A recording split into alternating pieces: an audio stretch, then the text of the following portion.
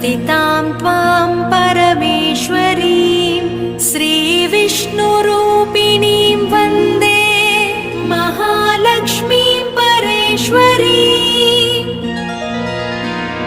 व्यक्ताव्यक्तस्वरूपेण कृत्स्नं व्याव्यन्यवस्थितं